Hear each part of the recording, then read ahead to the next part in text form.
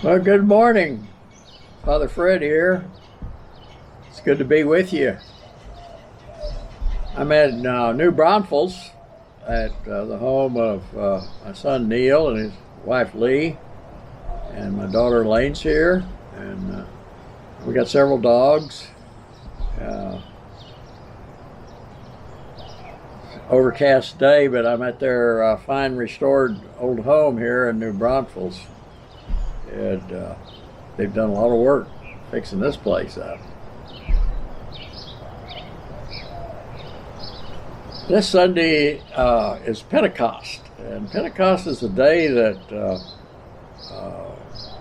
after Christ had ascended to heaven, to the Father in heaven, that the day that the Holy Spirit came down from Jesus and God, and caused an explosion of faith in Jerusalem, there where the early Christian church was gathered.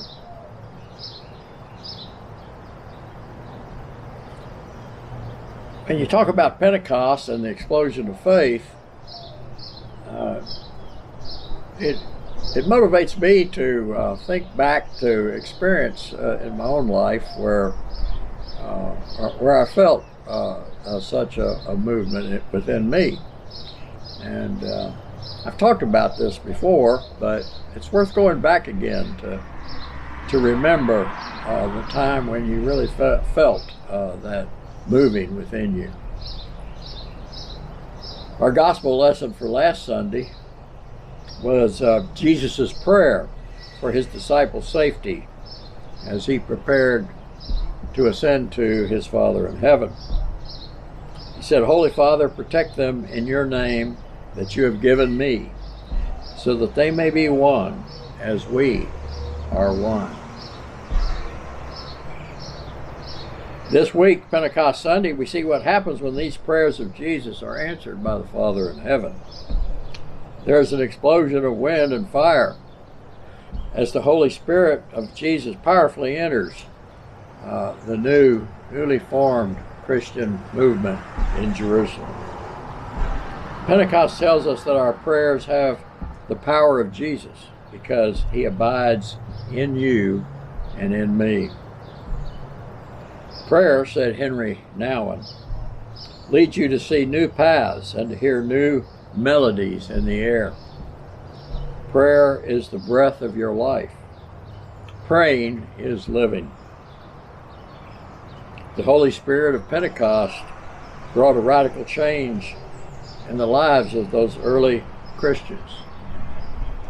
Suddenly they were able to do the work of Jesus without him being physically present. When I was growing up as an Episcopalian in Houston, I often wondered how such a thing was possible, and assumed, I suppose, that it only happened to people like our rector at our church, Claxon Monroe. To my great surprise, at age 24, I was awakened to a new reality. The time was the first week of June in 1963. The place was St. Albans Naval Hospital in Long Island, New York. I'd been in the ICU of that hospital for 6 weeks, unable to recover from the infection caused by severe burn injury. My 105-degree fever would not break, and I had lost 60 pounds. It appeared that I might be celebrating my 25th birthday, only 10 days away, with St. Peter at the pearly gates.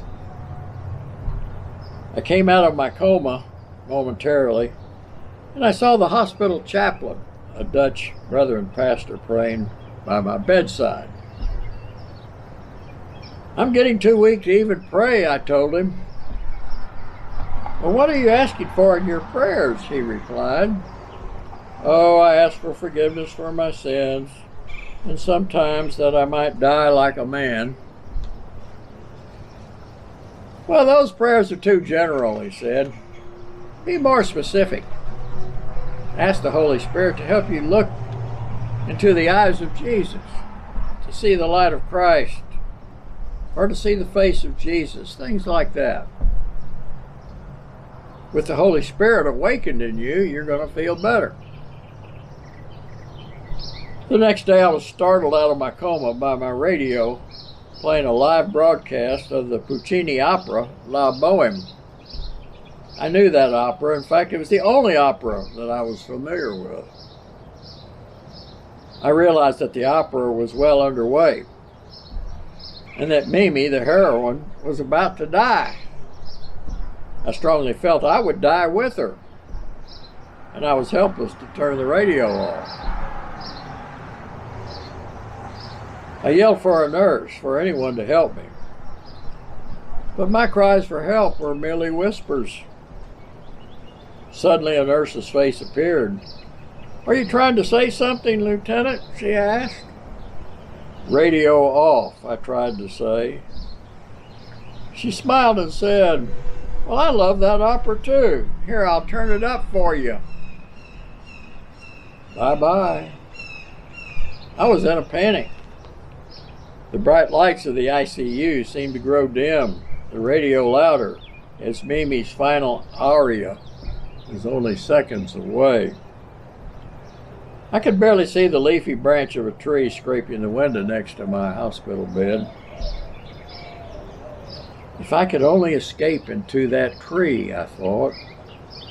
I began to pray to the Holy Spirit. I want to look into the eyes of Jesus, see his face, bask in his light. And please, Holy Spirit, get me out of here and into that tree. I was a Navy diver and I'd spent many hours in pressure chambers.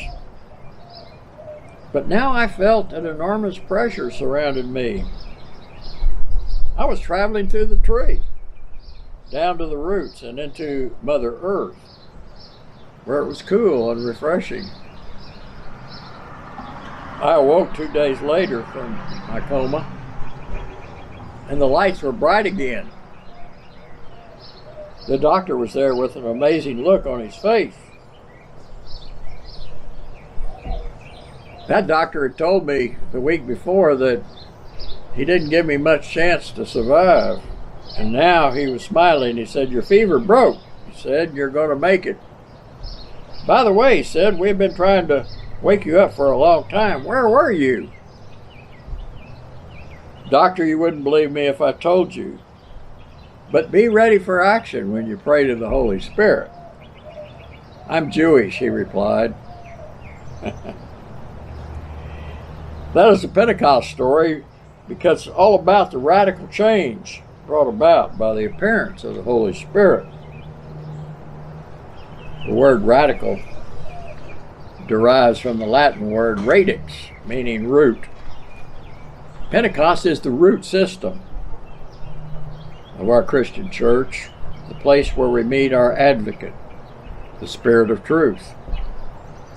Once a year at Pentecost, we are reminded that our church began when God provided the Holy Spirit of Jesus to be our advocate, our counselor, and our friend as we travel along the path of salvation. We are reminded that radical transformation is the root system of the tree of life. I spent 25 years as a litigation lawyer in Houston. One of my lay ministry activities was to preach at a Harris County jail on Sundays. I would often ask the inmates this question: when you get into trouble, who do you call? Well, a few would say God or Jesus, but the majority would say a good lawyer, if you can find one. In the original Greek New Testament, the word used for Holy Spirit is paraclete, which meant in the ancient world of 2,000 years ago, a person who could help you in a court of law and who could give you sound advice and direction. It brings to mind Atticus Finch, the wonderful lawyer in To Kill a Mockingbird. The Holy Spirit had taken me to a place where I could receive the healing balm of Jesus. But I soon learned that the journey was not over. A few days later, I was transferred from the ICU to my own room on the officers' wing of the hospital, where I was able to celebrate my 25th birthday. The Holy Spirit kept reminding me to see the face of Jesus in other people, even in the dying patients in that hospital.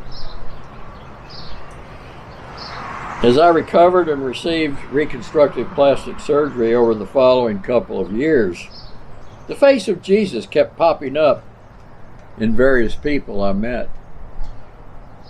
It was a new awareness that I had never experienced before, and it continues to this day. It is the Pentecost awareness that the Holy Spirit is in us.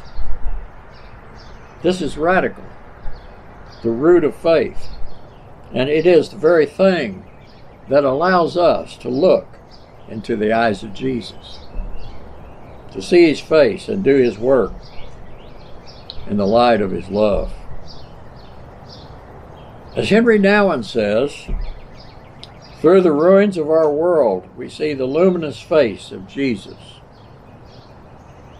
a face that no violence, destruction, or war can finally destroy. Behold the beauty of the Lord with the help of the Holy Spirit. Thank you for being with me today.